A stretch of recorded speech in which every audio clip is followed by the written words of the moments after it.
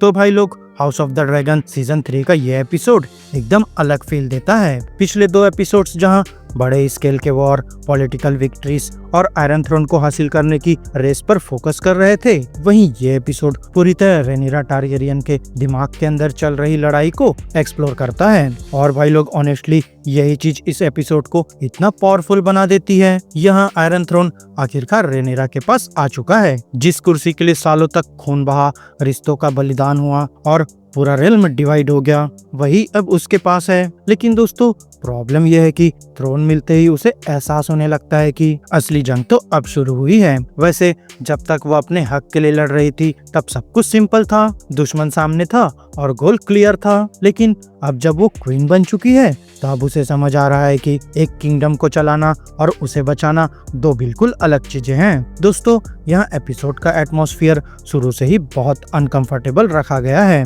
जहाँ हर सीन के बैकग्राउंड में एक अजीब सी लो हमिंग साउंड सुनाई देती रहती है, जो धीरे धीरे और ज्यादा हैवी होती जाती है। वहीं स्मॉल काउंसिल के लोग अपनी अपनी बातें कर रहे होते हैं, स्ट्रेटेजीज डिस्कस कर रहे होते हैं, लेकिन रेनिरा के लिए जैसे सब आवाजें एक साथ मिलकर सिर्फ शोर बन जाती है। दोस्तों ये सिर्फ साउंड डिजाइन नहीं है, बल्कि यहाँ ये हमें डायरेक्टली उसकी मेंटल स्टेट दिखाता है। यहाँ वो थ्रोन पर बैठी जरूर है, लेकिन अंदर ही अंदर टूट रही है। और फिर किंग्स लैंडिंग की सिचुएशन भी दिन ब दिन खराब होती जा रही है। यहाँ ट्रेजरी लगभग खाली हो चुकी है, लोग भूख से परेशान हैं, गलियों में अफरा तफरी है और सबसे बड़ी आयरनी ये है कि जिस ब्लॉकेड ने ग्रीन्स को कमजोर करने में मदद की थी, उसी ब्लॉकेड ने आम लोगों की जिंदगी भी बर्बाद कर दी है। और यही रेनिरा को धीरे धीरे समझ आता है कि लोगों के लिए फर्क नहीं पड़ता थ्रोन पर कौन बैठा है, उन्हें बस रोटी चाहिए। क्योंकि अगर पेट भरा हो तो रूलर हीरो लगता है और अगर भूख हो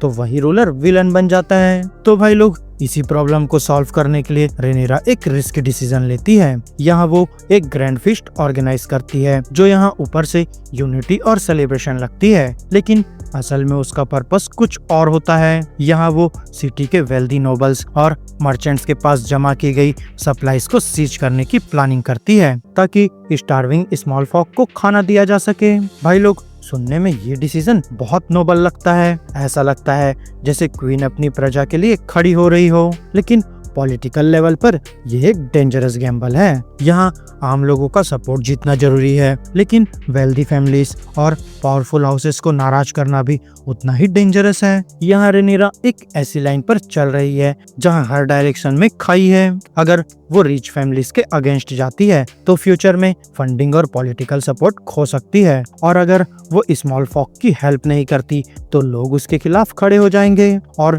यही कॉन्फ्लिक्ट पूरे एपिसोड में उसके कैरेक्टर को डिफाइन करता है। लेकिन फिर भाई लोग एपिसोड का सबसे इमोशनल और पावरफुल हिस्सा तब आता है जब लॉर्ड कॉर्लिस वेलेरियन उसके सामने एक पर्सनल रिक्वेस्ट लेकर आता है। दोस्तों कॉर्लिस वो इंसान है जिसने रेनिरा के लिए सब कुछ दांव पर लगा दिया। उसने अपने बच्चे खोए, अपना घर खतरे में डाला और अपनी लेजेंडरी फ्लीट तक उसकी कॉज के लिए डेडिकेट कर दी। और अब उसकी सिर्फ एक डिमांड है, वो चाहता है कि उसके हेलबॉर्न बेटे एलिन और एडम ऑफिशियली रिकॉग्नाइज किया जाए, ताकि वेलेरियन ब्लड लाइन फ्यूचर में सरवाइव कर सके। वैसे नॉर्मली ये रिक्वेस्ट एक्सेप्ट कर लेना चाहिए था, क्योंकि कॉर्लिस ने उसका हक कमाया हुआ है, लेकिन यहाँ रेनिरा के अंदर चल रहा इनसिक्योरिटी का पॉइजन यहाँ सामने आता है। जब वो एडम को ऑनर देती है तो उसे वेलेरियन नाम देने से मना कर देती है और वो उसे सिर्फ एडम ऑफ हल के नाम से रिकॉग्नाइज करती है। वैसे दोस्तों सरफेस लेवल पर ये एक पॉलिटिकल डिसीजन लग सकता है, लेकिन असल में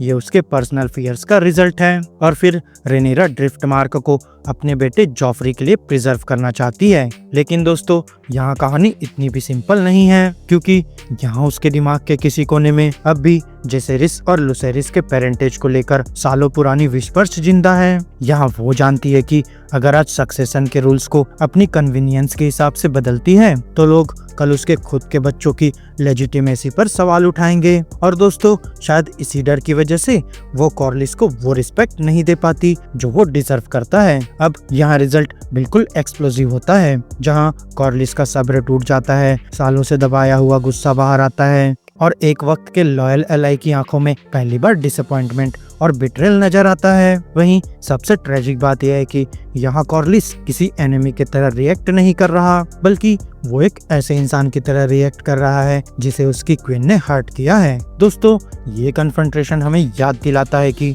रेनिरा की सबसे बड़ी एनिमी शायद ग्रीन्स नहीं है, शायद उसकी सबसे बड़ी प्रॉब्लम उसका खुद का फियर है। यहाँ हर डिसीजन के साथ वो और ज्यादा आइसोलेटेड होती जा रही है, और जब एक रूलर अपने सबसे बड़े लॉयल सपोर्टर्स को भी दूर करने लगे, तब समझ जाओ कि उसके डाउनफॉल की शुरुआत हो चुकी है। वहीं यहाँ कॉर्लिस के साथ हुआ ये कन्फ्रंटेशन सिर्फ एक पॉलिटिकल डिसएग्रीमेंट नहीं था, बल्कि ये उस ट्रस्ट का टूटना था जिसने शुरू से रेनेरा के क्लेम को मजबूत बनाया हुआ था। और फिर भाई लोग, उस कन्वर्सेशन के बाद एपिसोड धीरे धीरे हमें ये फील करवाना शुरू कर देता है कि रेड केप के अंदर सिर्फ लोग ही नहीं बदल रहे, बल्कि पूरा माहौल अंदर से सड़ने लगा है। वहीं फिर इसी फीलिंग को और ज्यादा पावरफुल बनाती है कैसल में अचानक बढ़ गई रैट्स की प्रॉब्लम। यहाँ हर दूसरे सीन में कहीं न कहीं चूहे देखने को मिलते हैं। वैसे पहली नजर में ये सिर्फ एक विजुअल डिटेल लग सकती है, लेकिन यहाँ इसका मतलब काफी गहरा है।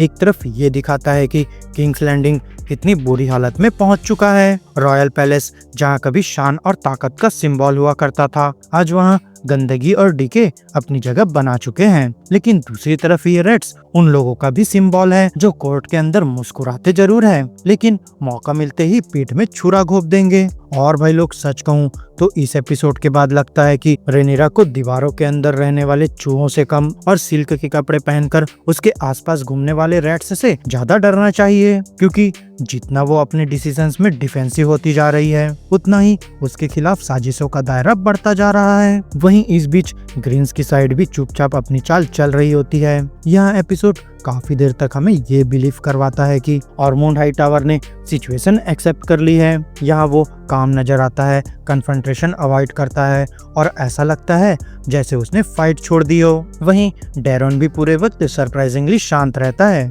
यहाँ उसकी बॉडी लैंग्वेज देखकर लगता है कि शायद ग्रीन्स का रेजिस्टेंस फाइनली टूट गया है। और दोस्तों, यही एपिसोड हमें धोखा देता है, क्योंकि जब ऑडियंस को लगने लगता है कि रेनिरा ने बिना खून बहाए एक पॉलिटिकल विक्ट्री हासिल कर ली है, तब यहाँ राइटर्स पूरा गेम उल्टा कर देते हैं। जहाँ डेरन को लेकर भी रेनिरा के अंदर एक अलग ही कॉन्फ्लिक्ट चल रहा होता है। वैसे वो नेचुरली क्रूल रूलर नहीं है, क्योंकि पिछले एपिसोड में जब उसने पहली बार एग्जीक्यूशन का ऑर्डर दिया था, तब भी उसके चेहरे पर गिल्ट क्लियरली दिख रहा था। यहाँ उसके लिए किसी को मरवाना पावर का डिस्प्ले नहीं, बल्कि मजबूरी है। और दोस्तों, इसी वजह से वो डेरन को तुरंत एग्जीक्यूट करने की जगह वॉल भेजने का डिसीजन लेती है, क्योंकि उसके दिमाग में शायद विसेरिस की टीचिंग्स अब भी कहीं न कहीं जिंदा है, और वो चाहती है कि यहाँ लोग उसे एक जस्ट क्वीन के रूप में याद रखें, ना कि किसी ब्लड थर्स्टी टायरेंट के रूप में। लेकिन दोस्तों, वेस्टरोस कभी भी अच्छे इरादों पर नहीं चलता। यहाँ अक्सर मर्सी को वीकनेस समझा जाता है। और फिर आता है एपिसोड का सबसे बड़ा ट्विस्ट, जहाँ रेड कीप के गेट्स अचानक खुलते हैं और एक बुरी तरह जख्मी ड्रैगन कीपर अंदर घुसता है। यहाँ उसकी हालत देखकर ही समझ आ जाता है कि कुछ बहुत बुरा हो चुका है। और फिर वो जो खबर लाता है, उसके बाद रेनेरा के पैरों के नीचे से जमीन ही खिसक जाती है, और यहाँ पता चलता है कि ऑर्मोंड हाईटावर का पूरा सरेंडर एक केयरफुली प्लान्ड डिसेप्शन था। जब रेनेरा किंग्स लैंडिंग में पॉलिटिक्स, फूड क्राइसिस और अपनी इमेज बचाने में उलझी हुई थी, तब ऑर्मोंड क्वाइटली अपनी आर्मी लेकर टम्बलटोन पहुंच चुका था, और वहां उसने पूरे मार्केट टाउन को आग के हवाले कर दिया। और दोस्तों, ये सिर्फ एक मिलिट्री अटैक नहीं था, बल्कि ये सीधा रेनेरा के कंसाइंस पर अटैक था, क्योंकि ऑर्मोंड जानता था कि रेनेरा ड्रैगन्स का यूज तब तक नहीं करेगी जब तक वहाँ इनोसेंट सिविलियंस मौजूद है। और इसी वीकनेस को उसने वेपन बना दिया। उसने अपनी फोर्सेस को आम लोगों के बीच पोजीशन किया, ताकि अगर रेनेरा अटैक करे तो उसके अपने ही सब्जेक्ट्स जलकर मर जाए, और अगर अटैक ना करे तो ग्रीन्स को टैक्टिकल एडवांटेज मिल जाए। मतलब दोनों सिचुएशन में जीत ऑर्मोंड की ही थी। और अब इसी मोमेंट पर रेनेरा को फाइनली समझ आ जाता है कि ये वॉर रूल्स फॉलो करके नहीं जीती जा सकती, क्योंकि उसके एनिमीज उस मोरालिटी का रिस्पेक्ट नहीं करते जिसे बचाने की वो इतनी कोशिश कर रही है। और फिर दोस्तों, एपिसोड के फाइनल मोमेंट्स भी काफी सिंबॉलिक है, जहां रेड कीप के अंदर ग्रीन्स के जितने भी बैनर्स, सिजिल्स और टेपेस्ट्रीज बचे होते हैं उन्हें कोर्टयार्ड में लाकर एक बड़ी सी आग में जला दिया जाता है। वैसे ऊपर से देखो तो ये सिर्फ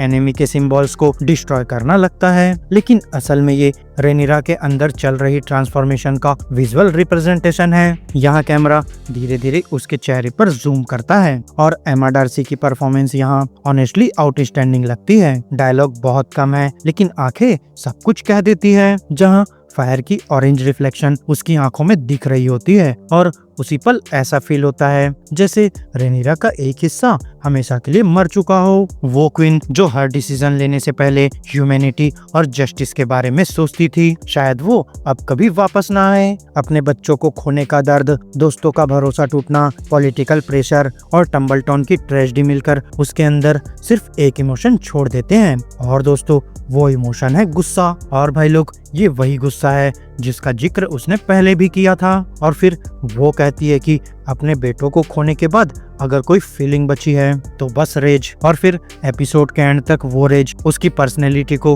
कंज्यूम करता हुआ नजर आता है। और दोस्तों इसी वजह से लगता है कि यहीं से रेनिरा द क्रूल का जन्म शुरू होता है। अब यहाँ सिचुएशन और भी डेंजरस हो चुकी है। एमंड का कोई पता नहीं है, वेगार हेरनहॉल के अंधेरों में गायब है, रेल्म ऑलरेडी डिवाइड हो चुका है, और इसी बीच रेनिरा एक ऐसा अनाउंसमेंट करती है जो आने वाले एपिसोड्स की डायरेक्शन ही बदल सकता है। यह वो ओपनली डिक्लेयर करती है कि जो भी उसके पास एमंड का सर लेकर आएगा उसे हेरनहॉल जैसे लेजेंडरी फोर्ट्रेस का रिवार्ड दिया जाएगा। वैसे ये सिर्फ एक बाउंटी नहीं है, बल्कि ये वेस्टेरोस के हर एम्बिशियस और डेंजरस इंसान के लिए एक खुला इनविटेशन है। और सबसे इंटरेस्टिंग बात यह है कि हेरनहॉल में एलिस रिवर्स भी मौजूद है, एक ऐसी औरत जिसके प्लान्स और इंटेंशंस अभी तक किसी को समझ नहीं आए। इसलिए मुमकिन है कि अगला फेज सिर्फ ड्रैगन्स की लड़ाई ना हो, बल्कि मैनिपुलेशन, बिट्रेयल और डार्क मैजिक का भी हो। वैसे दोस्तों ओवरऑल देखा जाए तो ये एपिसोड एक्शन के हिसाब से शायद स्लो था,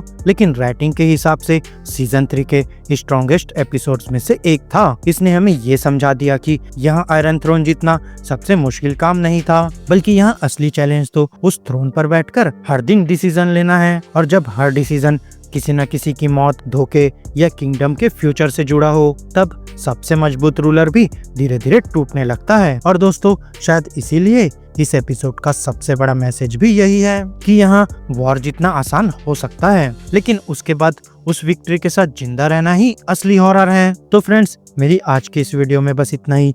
आपको हमारी ये वीडियो कैसी लगी अपने थॉट्स कमेंट बॉक्स में शेयर कर सकते हैं, और अगर ये वीडियो अच्छी लगी हो तो वीडियो को लाइक करो, चैनल को सब्सक्राइब करो, और ऐसे ही लेटेस्ट कंटेंट के लिए बेल आइकन जरूर प्रेस कर लो। और हाँ दोस्तों, साथ ही वीडियो को हाइप करना मत भूलना। तो अब मैं मिलूंगा आपसे अपनी नेक्स्ट वीडियो में, तब तक के लिए स्टे गीकी स्टे देसी दोस्तों।